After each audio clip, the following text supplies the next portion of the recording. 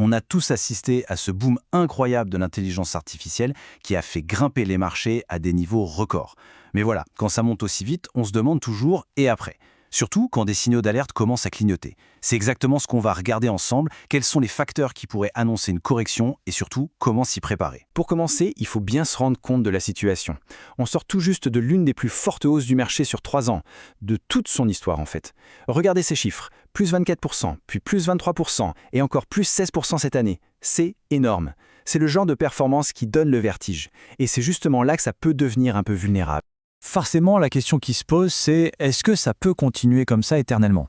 Eh bien, l'histoire nous apprend que c'est rarement le cas, et en général, elle a des choses assez intéressantes à nous raconter à ce sujet.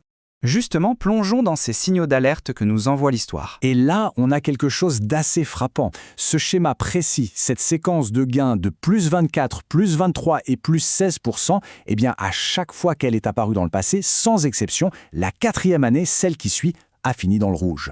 Ce n'est pas une prédiction au hasard, c'est une observation pure et dure, basée sur des décennies de données de marché. Et comme si ça ne suffisait pas, un autre facteur vient se rajouter à l'équation.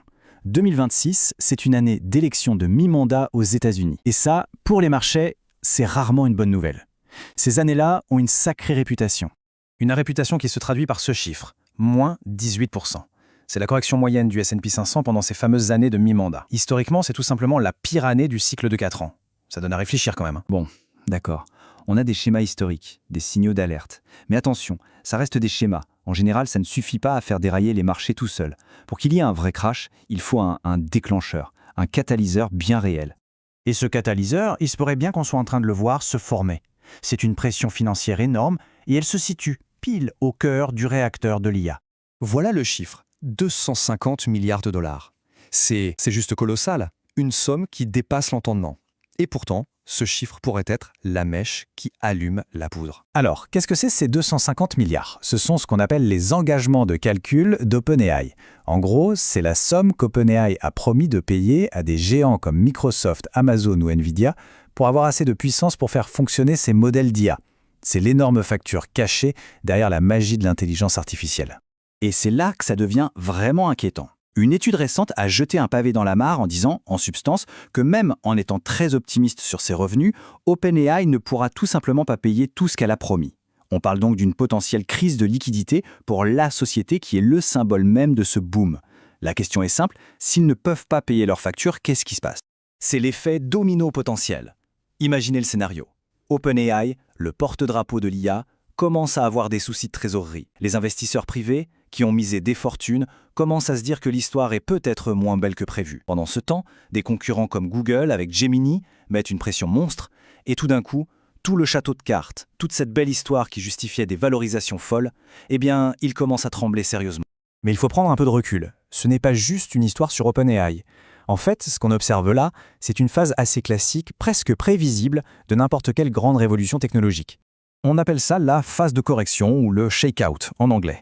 C'est une sorte de grand ménage. Souvenez-vous de la bulle Internet à la fin des années 90. Il y a eu une euphorie folle, puis un crash brutal qui a éliminé toutes les entreprises un peu bancales pour que seules les plus solides survivent. L'idée ici, ce n'est pas de dire que l'IA est une arnaque, loin de là. C'est juste de dire que la croissance ne sera pas une ligne droite vers le ciel. L'analogie du marathonien illustre parfaitement la situation. Le marché, c'est ce coureur qui a sprinté pendant des kilomètres à un rythme record. Il est épuisé, et là il arrive devant une montée super raide et pleine de cailloux, les élections de mi-mandat. S'il n'a plus d'énergie, c'est-à-dire plus de liquidité, le risque de trébucher est décuplé. D'accord, donc si on part du principe qu'une correction est, disons, probable, qu'est-ce qu'on fait? Comment est-ce qu'on se prépare à cette éventualité? Et là encore, une autre image qui parle bien, celle du parachute. Adopter une posture défensive, ce n'est pas renoncer à grimper la montagne.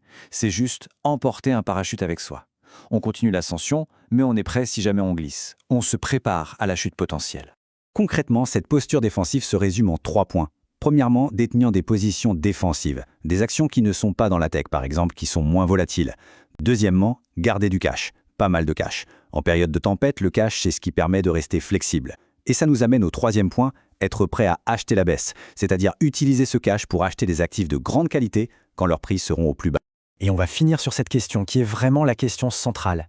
Cette correction qui se profile, est-ce que c'est juste un nettoyage de printemps nécessaire, un check-out qui va assainir le secteur de l'IA et le rendre plus fort pour l'avenir? Ou alors, est-ce que c'est juste le début de l'effondrement d'une bulle bien plus grosse qu'on l'imagine? La réponse, quelle qu'elle soit, va vraiment dessiner le futur de la tech pour les 10 prochaines années.